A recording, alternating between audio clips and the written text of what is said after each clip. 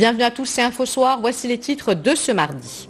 La coordination nationale des enseignants contractuels campe sur sa position. Elle a décidé de poursuivre son mouvement de protestation tout au long de cette semaine pour revendiquer une intégration au statut général de la fonction publique. Une nouvelle grève en dépit des 14 amendements annoncés par le ministère.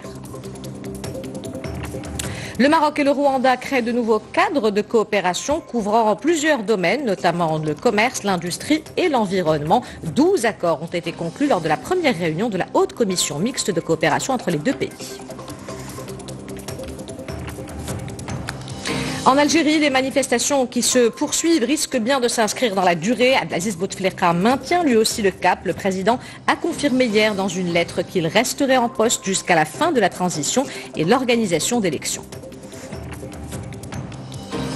La splendeur du noir, c'est le titre de la nouvelle exposition d'Abdrafir Gueddari qui a délaissé la toile et la peinture à l'huile pour travailler sur d'autres matériaux et avec d'autres outils. L'artiste explore cette fois-ci le bois, le carton et le métal recyclé.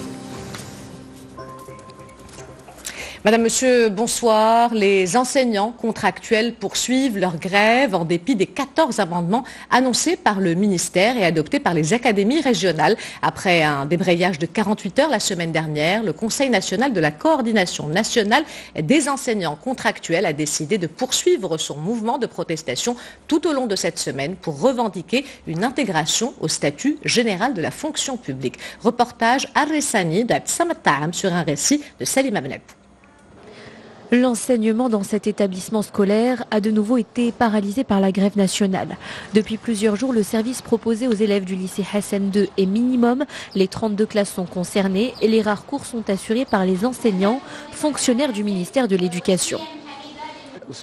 Chaque semaine, 234 heures de cours sont annulées. Nous sommes également tenus de communiquer à l'Académie régionale le nombre de grévistes. Nous communiquons également avec les associations de parents d'élèves pour les tenir informés. Dans le viseur des enseignants grévistes, le recrutement par voie contractuelle au détriment de l'intégration directe de la fonction publique en tant que fonctionnaire du ministère de l'Éducation. Les modifications apportées par le ministère de l'Éducation ne représentent pas une solution à nos yeux. Elles ne répondent pas à nos principales revendications. Ces contractuels répondent à un appel unitaire des syndicats de l'éducation. Nous avons refusé le recrutement par voie contractuelle. Cette situation précarise la profession. Elle ne permet pas à l'école publique d'aller de l'avant. Nous voulons que nos revendications légitimes soient entendues, en particulier celles qui concernent l'adoption du statut fondamental et l'inclusion des enseignants contractuels dans ce statut. Malgré les concessions accordées par le ministère de Saïd Hamzazi, les syndicats d'enseignants ont décidé de prolonger leur grève jusqu'au 24 mars.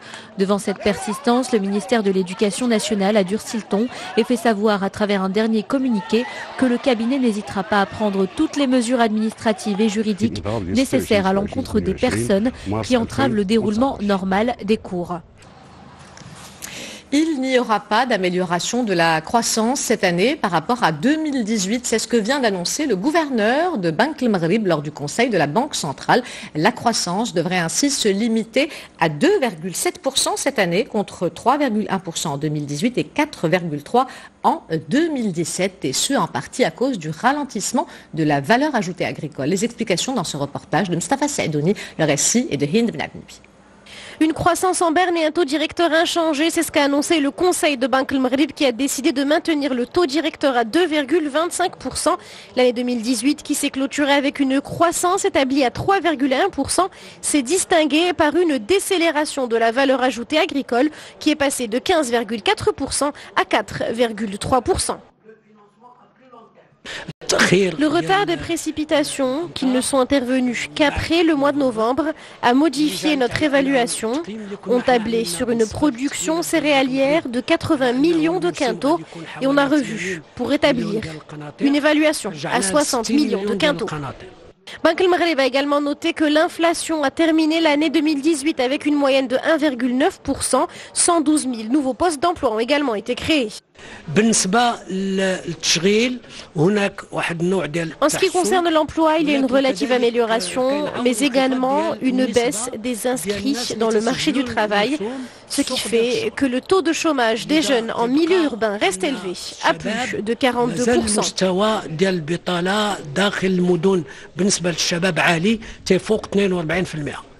Pour ce qui est des opérations financières, les recettes des investissements directs étrangers ont atteint l'équivalent de 4,1% du PIB en 2018 et les réserves internationales nettes devraient passer de 231 milliards de dirhams en 2018 à 239 milliards de dirhams en 2019.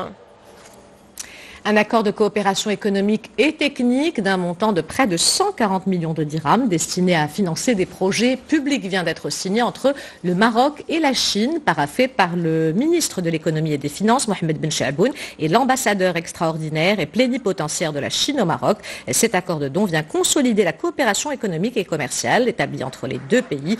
À travers cette contribution financière, les deux parties vont concevoir ensemble des projets pilotes portant sur plusieurs secteurs stratégiques pour le royaume, comme les TIC ou l'éducation nationale. Le Maroc vient également de signer de nouveaux accords avec le Rwanda, des conventions pour créer de nouveaux cadres de coopération, notamment dans le domaine de l'éducation via l'octroi de bourses à travers l'Agence marocaine de coopération internationale. 12 accords ont été conclus lors de la première réunion de la haute commission mixte de coopération entre les deux pays qui s'est tenue aujourd'hui à Rabat. Reportage Miloudi Zindine, le récit est de Rizla Taibi. Les 12 accords conclus concernent l'industrie, l'environnement, le tourisme et la justice. Ils sont le fruit du coup d'accélérateur donné par Sa Majesté le roi Mohammed VI à la coopération bilatérale grâce à la visite du souverain au pays des 1000 collines en octobre 2016. Une visite qui a permis d'identifier les affinités économiques. Sa Majesté le roi et le président ont non seulement tracé le cap pour la relation bilatérale, mais ils ont également instruit une démarche pour ces relations, une démarche basée sur la rigueur, basée sur les résultats. Cette première réunion de la haute commission mixte est aussi l'occasion de consolider le partenariat entre Rabat et Kigali, un des meilleurs élèves du continent qui occupe la première place en termes de progrès de développement humain sur les 20 dernières années.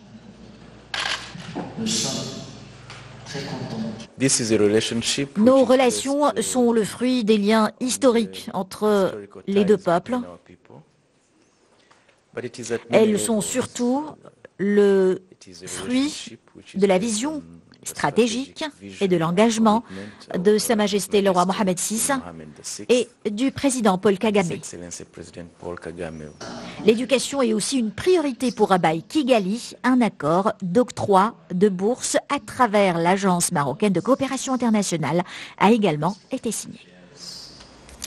Une catastrophe humanitaire redoutée au Mozambique où les dégâts sont considérables après le passage du cyclone Idai qui pourrait avoir fait plus d'1 millier de morts dans ce pays, l'un des plus pauvres au monde. Selon le président mozambicain, plus de 100 000 personnes sont en danger alors que des zones entières sont sous les eaux où la boue est donc très difficile d'accès. Les opérations de secours et l'acheminement de l'aide sont extrêmement compliqués compte tenu de l'ampleur des inondations. Outre le Mozambique, le Zimbabwe et le Malawi ont aussi été durement touchés par Idai, un cyclone tropical qui s'est accompagné de très fortes précipitations. Direction l'Algérie où plusieurs milliers de personnes ont défilé dans la capitale. Les manifestations qui se poursuivent risquent bien de s'inscrire dans la durée puisque Abdelaziz Bouteflika maintient lui aussi le cap. Le président a confirmé hier dans une lettre qu'il resterait en poste jusqu'à la fin de la transition et l'organisation d'élections. Salim Abnabou pour les développements.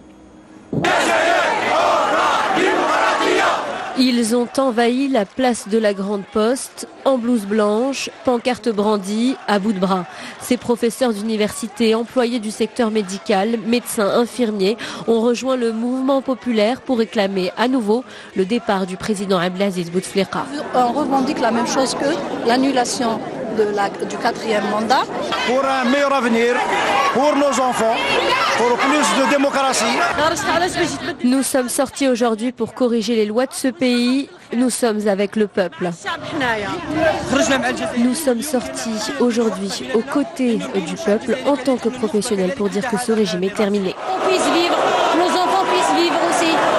Il n'est pas question d'accepter le prolongement du 5e mandat, ni d'accepter que la transition se fasse sous l'autorité de ce régime.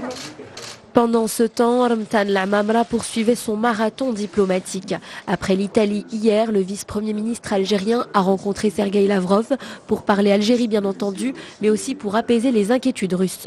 Le vice-premier ministre nous a parlé de la situation en Algérie. Il a partagé avec nous les plans prévus dans un avenir proche et nous soutenons ces plans. Nous espérons seulement qu'ils contribueront à stabiliser la situation dans le pays. Le président Abdelaziz Bouteflika a pris la décision de ne pas prendre part à ces élections et il est entièrement prêt à transmettre le pouvoir de manière ouverte et transparente au président qui sera choisi via le prochain scrutin. Ramtan Lamamra est attendu en Allemagne demain pour convaincre du bien fondé de la prolongation du mandat du président Abdelaziz Bouteflika. Le chef de l'État a répété qu'il entendait rester au pouvoir hier dans une dernière lettre jusqu'à un nouveau scrutin dont la date n'est pas fixée. Une énième provocation pour les Algériens qui promettent de nouveaux rassemblements. Et la Chine a également réagi aujourd'hui aux nombreuses manifestations organisées à travers le pays, annonçant qu'elle espérait voir l'Algérie faire avancer 100 heures son calendrier politique. Le porte-parole du ministère chinois des Affaires étrangères a déclaré la stabilité de l'Algérie était dans l'intérêt fondamental de son peuple et de la paix dans les régions voisines. Fin de citation. Si les motivations étaient incertaines hier, aujourd'hui le motif terroriste est pris en compte sérieusement par les enquêteurs. Au lendemain de la fusillade qui a éclaté dans un tramway à Utrecht, aux Pays-Bas, une lettre qui accréditerait cette piste a été retrouvée dans la voiture du principal suspect. Les détails avec Rizlan Taipi. Nous ne céderons pas à l'intolérance. Le Premier ministre néerlandais ne veut pas laisser le défaitisme envahir son pays suite à l'attaque d'Utrecht. Il s'est déplacé de La Haye à cette ville jeune et dynamique du centre des Pays-Bas de 350 000 habitants, endeuillée hier par la mort de 3 innocents à qui il a tenu à rendre hommage. C'est la piste terroriste qui est sérieusement étudiée dans l'enquête sur la fusillade du tramway. Les enquêteurs expliquent se baser notamment sur une lettre retrouvée dans la voiture utilisée dans sa fuite par le suspect principal, Gökmen Tanis, un homme de 37 ans né en Turquie. Ce dernier, déjà connu de la justice néerlandaise pour des faits de vol et de viol, avait été arrêté hier à l'issue d'une chasse à l'homme de 8 heures. Une arme à feu a été saisie lors de son interpellation. Outre le suspect principal, 2 autres hommes âgés de 23 et 27 ans étaient encore en garde à vue cet après-midi après leur arrestation hier soir. Aucune précision n'a été donnée sur leur degré d'implication présumé. Un discours empreint d'émotion et de fermeté 4 jours après l'attentat sanglant dans 2 mosquées en Nouvelle-Zélande. Au Parlement de Wellington, la Première ministre a adressé ce mardi un message de paix appuyé aux musulmans et promis de ne jamais prononcer le nom du tueur des mosquées alors que les familles des victimes étaient attendues du monde entier en vue de leur obsèques. La chef du gouvernement a également déclaré que le suprémaciste blanc, auteur du carnage de Christchurch dans l'île du Sud, tomberait sous le coup de la loi la plus stricte. Retour au Maroc, direction Nador, où les projets et les chantiers se multiplient pour faire de la ville une métropole régionale. Dans le cadre du plan d'aménagement de la lagune Marchika, 3 quartiers de la ville ont été réhabilités. Celui de Tirqa s'est complètement métamorphosé après 4 mois de travaux et des réalisations d'un coût de 80 millions de dirhams. Reportage Fouad Azzouzi et Mohamed Hijoub, le récit est de Sarah Jabri.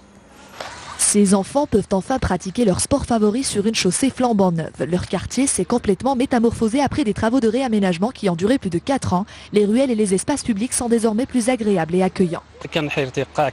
Notre quartier manquait absolument de tout et c'est grâce au projet de Marchika que les habitants du quartier peuvent aujourd'hui bénéficier d'infrastructures adéquates.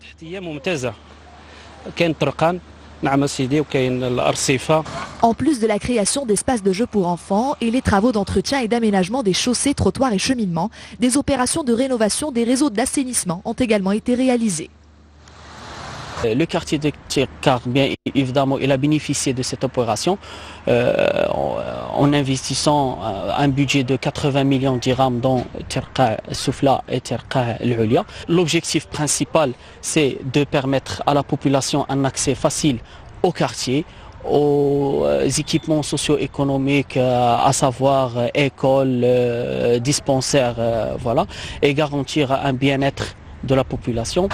Près de 80 millions de dirhams ont donc été mobilisés pour la restructuration du quartier Tirqa, réalisé dans le cadre du grand projet d'aménagement du site de la lagune Marchika à Nador et qui concerne également 2 autres arrondissements de la ville. C'est le lieu idéal pour prendre un bon bol d'air frais. La forêt urbaine Oued Silwan à Smara est un lieu de loisirs et de détente pour les habitants de la ville, doté de circuits sportifs et d'espaces de jeux dédiés aux enfants. Cette forêt est également un rempart contre l'avancée du désert. Reportage Youssef Wichou sur un récit de Sarah Jabri. À quelques kilomètres au nord de Smara, la forêt urbaine de Oued Silwan s'étale sur plus de 400 hectares, un espace vert très prisé par les habitants de la ville. Ahmadou et ses amis s'y donnent rendez-vous souvent pour se détendre et profiter de son cadre agréable. C'est un espace de détente et de loisirs pour tous les habitants de la ville de Smara. Elle a plusieurs avantages. Et pour accueillir les visiteurs dans de bonnes conditions, 3 millions de dirhams ont été déboursés pour la création d'espaces de jeu, de parcours sportifs et l'installation de supports de sensibilisation. Nous venons ici pour faire un peu de sport et déstresser en plein air. Ça change des salles de sport fermées. Nous avons installé un parcours pour les joggeurs qui recouvre une distance de 4 km et un parcours de marche de 2 km, ainsi que des affiches pour la sensibilisation des visiteurs. Créée il y a 14 ans, la forêt urbaine de Oued Silwan est également une véritable barrière verte pour lutter contre l'avancée du désert. La splendeur du noir, c'est le titre de la nouvelle exposition d'Abdrafi Gdari qui a délaissé la toile et la peinture à l'huile pour travailler sur d'autres matériaux et d'autres outils. Ici, l'artiste explore le bois, le carton et le métal recyclé, le tout sublimé par l'intensité du noir et du bleu, un univers minéral et organique où l'objet semble avoir une vie. Ce sont des images de Falid Reitou commentées par Samia Habs. Pour Abdrafi Gdali, la récupération rime toujours avec création. Il redonne une seconde vie au bois, au métal et au carton. Dans cette exposition, l'artiste revisite et explore la splendeur du noir. J'ai opté pour le noir parce que le noir pour moi est un ton neutre, un ton austère et pour moi l'austérité c'est le principe de la création. Des œuvres perçues différemment selon l'angle où on se trouve. Un paysage minéral où le bleu majorel est également très présent. Un univers en perpétuelle métamorphose. Il y a un travail très minutieux, un travail d'accumulation, un travail de couche, un travail de sensibilité. Il y a aussi un travail manuel, artisanal, où il y a un respect de chaque chose. Abdrafi Gdali aime créer des objets enchantés, des œuvres d'art tirées de la nature, puis recyclées, parce qu'avoir l'âme écologique, cela n'exclut pas la quête esthétique.